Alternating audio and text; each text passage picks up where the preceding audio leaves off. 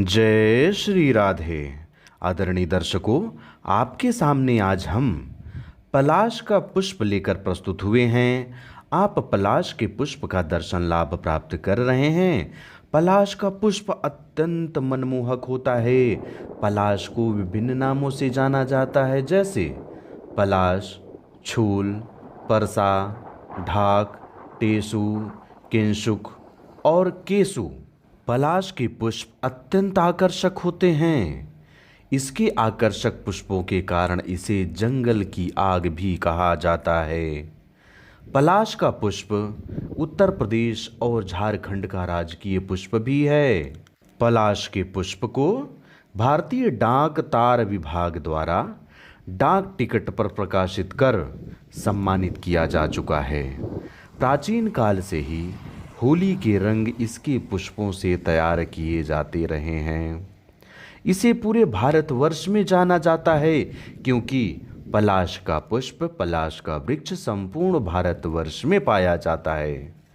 पलाश कहीं कहीं पर लता रूप में भी देखा गया है।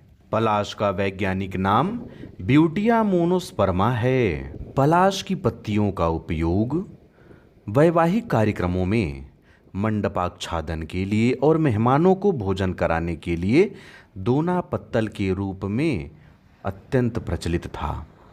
यह गांव में सस्ते ईंधन का भी विकल्प है और जलाऊ लकड़ी के रूप में भी इसका उपयोग किया जाता है। पलाश के पुष्पों का रस तितली, मधुमक्खियों, बंदरों के अलावा बच्चों को भी बहुत मधुर लगता है।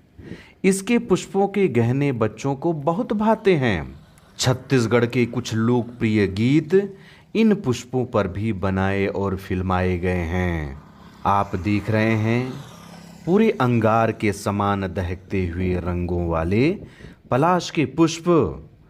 जिस क्षेत्र में ये खिलते हैं, ऐसा प्रतीत होता है जैसे उस क्षेत्र में, उस जगह पर, उस जंगल में जहाँ पर ये खिले होते हैं, मानो आग ही आग दिखाई दे रहा है, क्योंकि इनका रंग अंगारे के समान दिखाई देता है। अत्यंत मनमोहक रूप वाले ये पुष्प बरबस ही सबको अपनी ओर आकर्षित करने में सक्षम होते हैं। आप देख रहे हैं कितने प्यारे पुष्प, कितना प्यारा रंग। आप यदि इस वृक्ष के पास पहुँचेंगे तो आप अनायास ही इसकी ओर खींचते जाएंगे, क्योंकि इसका आकर्षण ही ऐसा है। पलाश का पुष्प तो देख ही रहे हैं, अब पलाश के वृक्ष के बारे में भी कुछ चर्चा कर लेते हैं।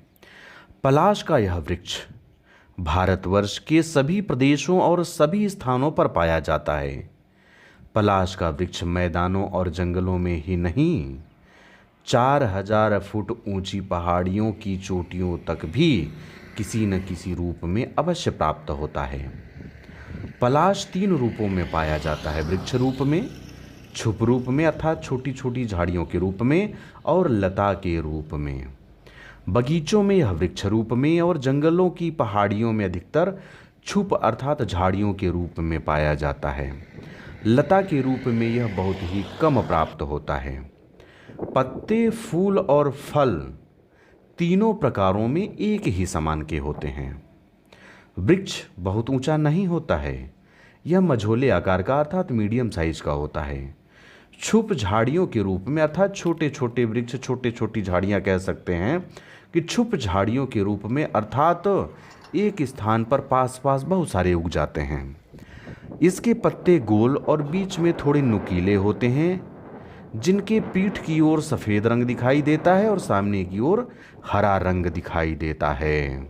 पलाश के पत्ते एक छोटे से डंठल पर 3 पत्तों के एक समूह के रूप में दिखाई देते हैं। पलाश की छाल मोटी और रेशेदार होती है।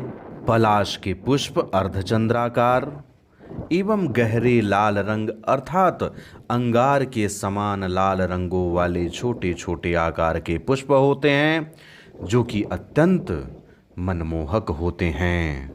पलाश के पुष्पों को टेसु के नाम से भी जाना जाता है और उसके गहरे लाल रंग होने के कारण अन्य गहरी लाल वस्तुओं को लाल टेसु कह दिया जाता है।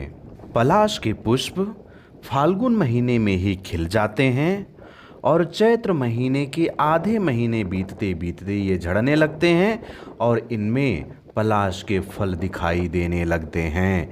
जिस समय पलाश में पुष्प लगता है उस समय पलाश के सभी पत्ते झड़ गए रहते हैं और पेड़ फूलों से लद जाता है। पूरी तरह से लालिमा, पूरे तरह से अंगार ही अंगार दिखाई देने लगता है, जो कि देखने में मनमोहक होता है। पलाश के पुष्प के झड़ते ही इस पर चौड़ी फलियां लगने लगती हैं। चौड़ी फलियां अर्थात पलाश का फल लगने लगता है, जिसमें गोल और चपटे बीज होते हैं। फलियों को पलाश पापड़ा या पलाश पापड़ी और बीजों को पलाश बीज के नाम से जाना जाता है। पलाश के पत्ते प्रायः पत्तल और दोने आदि बनाने के काम आते हैं। राजस्थान और बंगाल में इनसे तंबाकू की बीड़ियां भी बनाई जाती हैं। फूल और बीज औषधि रूप में प्रयोग किए जाते हैं। पलाश के बीज से पेट के कीड़े मारने का औषधि तैयार किया जाता है। फूल को उबालने से एक प्रकार का ललाई लिए हुए पीला रंग निकलता है, जिसका विशेष तौर से होली में रंग गुलाल खेलते समय उपयोग किया जाता है। बचपन में हम भी इसका उपयोग कर चुके हैं, लेकिन वर्तमान में केमिकल के ज़माने में लोग इसे भूलते जा रहे हैं। लेकिन आपसे हम अनुरोध करना चाहते हैं कि यदि आप यह वीडियो यहाँ तक देख रहे हैं तो आने वाले होली में पलाश के पुष्पों को उबालिए, उससे जो रस तैयार हो उसी रस का उपयोग रंग खेलने में लीजिए, क्योंकि वह रंग पूरी तरह से प्राकृतिक होगा। उसका कोई भी दुष्प्रभाव आपके शरीर पर नहीं होगा। पलाश के छाल से रेशे भी प्राप्त होते हैं, जिनका उपयोग रस्सी बनाने में किया जाता है। दरी और कागज बनाने में भी इसका उपयोग किया जाता है। सनातन धर्म ग्रंथों के अनुसार पर सनातन धर्म में निर्धारित पवित्र वृक्षों में से पलाश का वृक्ष एक है। इसका उल्लेख वेदों में भी प्राप्त होता है। पलाश की लकड़ी नवग्रहों की लकड़ी में भी सम्मिलित है। गृहवास सूत्र के अनुसार उपनयन के समय में ब्राह्मण कुमारों को इसी की लकड़ी का दंड ग्रहण करने की विधि भी निर्धारित की गई है। बसंत में पत्रहीन लाल फूलों से लदा हुआ वृक्ष अत्यंत नेत्र सुखद होता है।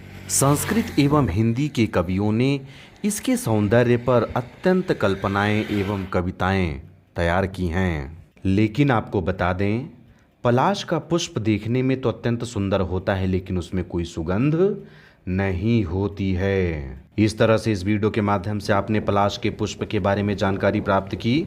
मैं आशा करता हूं कि यह वीडियो आपको पसंद आई होगी। यदि यह वीडियो आपको पसंद आई हो तो मुझे कमेंट बॉक्स में लिख करके अवश्य बताइएगा। जय जय श्री राम, जय श्री राधे।